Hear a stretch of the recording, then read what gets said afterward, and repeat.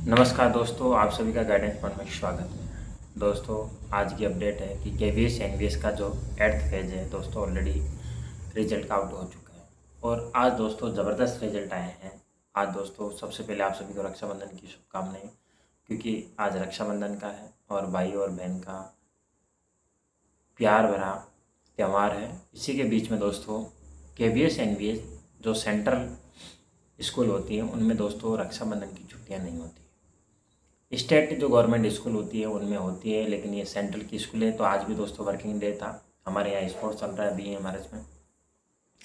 तो आज दोस्तों उन्होंने बहुत ही ज़बरदस्त रिजल्ट निकाला है केवीएस एनवीएस ने। अपन बात करें पीजीटी की कुछ सब्जेक्ट हैं और कुछ टीजीटी की सब्जेक्ट हैं, उनका दोस्तों आज रिजल्ट आया है। इसके बारे में अपन डिस्कस करने वाले हैं। तो सबसे पहले अपन यहाँ पे बात करते हैं कि आज दोस्तों पीजीटी बायोलॉजी का रिजल्ट अनाउंस हो चुका है और इसके साथ में पीजीटी कॉमर्स का भी रिजल्ट आया है। और बात करें पीजीटी ज्योग्राफी का, तो पीजीटी में 3 सब्जेक्ट का दोस्तों रिजल्ट आया है, PGT biology, PGT geography, PGT commerce का। और अपन टीजीटी में अगर बात करें तो दोस्तों यहाँ पे टीजीटी में केवल 2 सब्जेक्ट का है, टीजीटी आर्ट और टीजीटी लाइब्रेरियन। तो टीजीटी में 2 सब्जेक्ट का है और पीजीटी में 3 सब्जेक्ट का है। बहुत ही ज़बरदस्त रिजल्ट आए हैं दोस्तों। आप सभी कमेंट बॉक्स में ज़रूर कमेंट करें कि आपका सिलेक्शन हुआ है या नहीं हुआ है। सिलेक्शन नहीं हुआ है तब भी दोस्तों आपको हार नहीं मानना है। आप अगले कोई आपके एग्ज़ाम है उसकी तैयारी कीजिए, हिम्मत मत हारिए। और जिनका सिलेक्शन हो गया उनको बहुत बहुत बधाई, क्योंकि आज रक्षाबंधन का दिन है दोस्तों। और इस रक्षाबंधन के दिन पर आप अपनी बहन को एक अच्छा सरप्राइज़ दे सकते हो। अगर आपका सिलेक्शन हो गया है, आपका जो परिवार है वैसे ही हर्ष उल्लास खुशी का माहौल है आज, और उसी खुशी के माहौल में अगर आपका आज सिलेक्शन हो गया है तो बहुत अच्छा है। लेकिन केवीएस एनवीएस की बात करें, अभी आपका टायर 2 में हुआ है, इसके अलावा भी अभी इंटरव्यू और बाकी है आपका। तो आपका रिजल्ट अब लगभग सभी सब्जेक्ट का रिजल्ट आ चुका है, कुछ सब्जेक्ट और बची हुई है।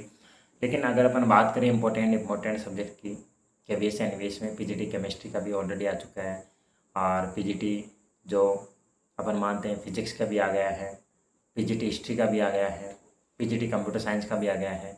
और आज बात करें पीजीटी बायोलॉजी का आ गया है, पीजीटी ज्योग्राफी और पीजीटी कॉमर्स का आ गया है। जितने भी कॉमर्स के स्टूडेंट हैं प्लीज़ आप कमेंट कीजिए कि आपकी कितने मार्क्स पे आपका सिलेक्शन हुआ है।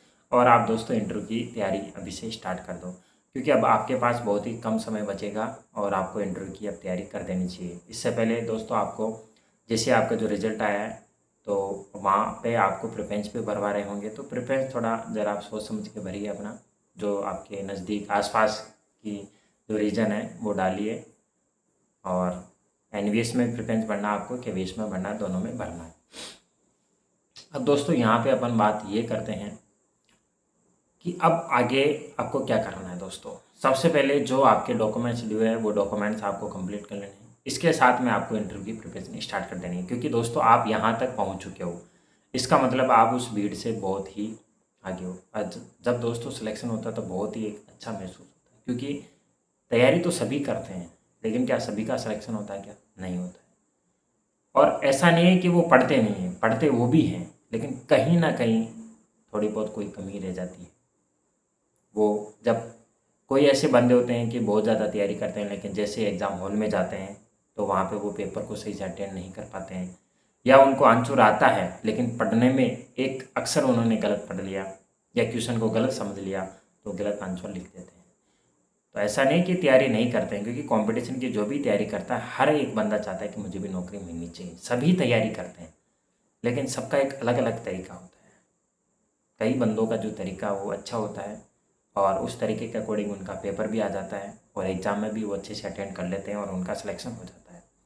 कई बंदे ऐसे होते हैं जो बार बार प्रयास करने के बाद में भी क्या होते हैं, विफल हो जाते हैं। तो देखो, विफल होने के बाद में आपको थोड़ी सी प्लानिंग करनी चाहिए कि आप विफल क्यों हुए। देखो, हमारी सबसे बड़ी गलती ये होती है कि आप कम से कम 5 से 10 एग्ज़ाम दे चुके होंगे, उसके बावजूद भी आप ये एनालिसिस नहीं कर पा रहे हैं कि हम क्यों फेल हो रहे हैं, बार बार क्यों असफल हो रहे हैं। इसका रीज़न क्या है? क्या हम लोगों से कम पढ़ रहे हैं? पढ़ रहे तो अपन क्या पढ़ रहे हैं? देखो, एग्ज़ाम लगने के बाद में जब आपका सिलेक्शन नहीं होता है तो आप अपना मूड ख़राब कर लेते हो और फिर ये चेक ही नहीं करते कि हमारे में क्या कमी है। फिर आप ये बताते हो कि कट ऑफ ज़्यादा गई है, पेपर बिक चुके हैं। देखो, ये सब चीज़ें आपको नहीं देखनी। सबसे बड़ी चीज़ है खुद में जो कमी है उन्हें आप स्वीकार करो। सबसे पहले ये देखो कि इसमें मेरे कितने मार्क्स बन रहे हैं, कितने कट ऑफ गई हैं, मेरे और मार्क्सों में कितना अंतर है। अगर बहुत ज़्यादा अंतर है तो इसका मतलब आपने जो मैटर पढ़ा है वो उससे रिलेटेड ही नहीं है, या फिर मैटर रिलेटेड है लेकिन आपकी वो तैयारी अच्छे से थी नहीं। आपके पास जो नोट्स थे उनमें आप उन क्वेश्चनों को मैच कीजिए, आपका जो पेपर से मैच कीजिए कि आपके नोट्स में वो क्वेश्चन मैच कर रहे हैं या नहीं कर रहे हैं। अगर वो मैच कर रहे हैं उसके बावजूद भी आपके वो क्वेश्चन गलत हो रहे हैं, इसका मतलब कहीं ना कहीं वो आपकी गलती थी। तो दोस्तों असफल ही सफलता का रास्ता होता है।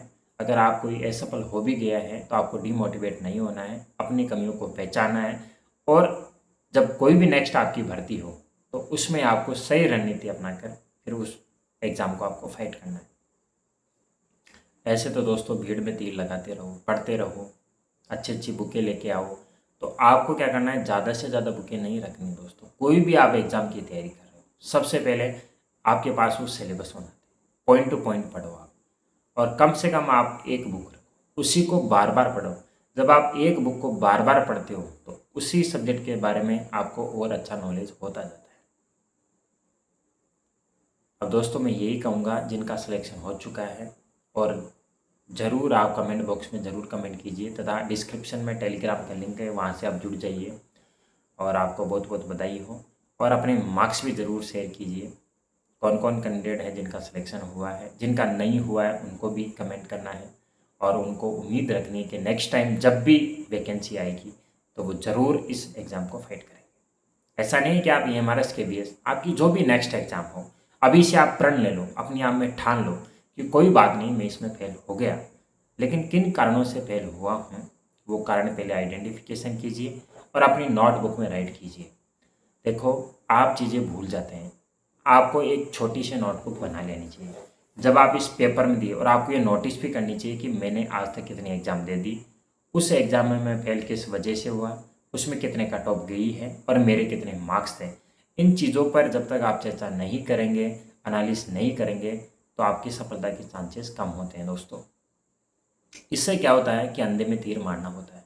आपको पता ही नहीं है कि आप अच्छे से तैयारी कर पा रहे हैं या नहीं कर पा रहे हैं। जैसे मान लो कट ऑफ गई है 100, मान के चलो, और आपके मार्क्स आ रहे हैं 20-30, इसका मतलब बहुत ज़्यादा अंतर है। इसलिए आपको और बहुत ज़्यादा मेहनत करने की ज़रूरत है। लेकिन कट ऑफ में आपके मार्क्स में केवल 2-3 मार्क्स का अंतर आ रहा है, 4-5 मार्क्स का अंतर आ रहा है, इसका मतलब ज़्यादा तैयारी करने की आपको अब ज़रूरत नहीं है। बहुत ही कम तैयारी में किन कारणों से आप 1-2 मार्क्स से रहे हो, वो कारण आप आइडेंटिफिकेशन कीजिए और नेक्स्ट एग्ज़ाम की तैयारी कीजिए। तो जितने भी मेरे भाई बहन हैं जिनका भी सिलेक्शन हुआ है उनको बहुत बहुत बधाई। कमेंट बॉक्स में आप ज़रूर कमेंट कीजिए किस पोस्ट में आपका हुआ है, कितने आपके मार्क्स बन पा रहे हैं, और आप अच्छे से प्रिपरेंस भरिए और इंटरव्यू की अच्छे से माइंड फ्री होकर तैयारी कीजिए। और फिर से आप सभी को रक्षाबंधन की बहुत बहुत बधाई हो, और जिनका नहीं हुआ है उनको भी निराश नहीं होना है, क्योंकि जीवन में एक एग्ज़ाम सब कुछ नहीं होती है, और अभी और भी बहुत सारी की वैकेंसियाँ हैं। ऐसा नहीं है कि एक एग्ज़ाम में नहीं हुआ तो हमारा अगले एग्ज़ाम में नहीं होगा, ऐसा कुछ भी नहीं है। फिर से आपको ट्राई करना है, जब तक आपका सिलेक्शन नहीं हो जाता तब तक आपको लाइफ में रुकना नहीं है। जब आप इस मैदान में उतर ही चुके हो तो इस मैदान में आपको जीत कर ही वापस जाना है। तो सभी को रक्षाबंधन की हार्दिक बधाई। जिनका सिलेक्शन हुआ उनको बहुत बहुत बधाई हो। आपने जो मेहनत की है वो रंग लाई है, और आप इसी मेहनत को बरकरार रखेंगे, इंटरव्यू में भी दिखाएंगे। क्योंकि दोस्तों आप बहुत ही उस भीड़ से बहुत अलग हो चुके हो, तो अब आपको जी जान लगा देनी है। क्योंकि पहले ये टायर 2 थे, टायर 2 में 10 गुने थे, अब दोस्तों 3 गुना बंदे हैं। इनमें आपको अब ज़्यादा लोग आपके सामने नहीं है, कंपटीशन में ज़्यादा कंपटीशन नहीं रहा है। इसमें जो बंदा अपनी जी जान लगा देगा तो आपकी लाइफ सेट है।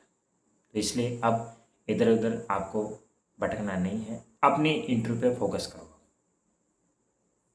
तो फिर मिलेंगे नेक्स्ट एक लेटेस्ट अपडेट के साथ। तब तक आप सभी का धन्यवाद।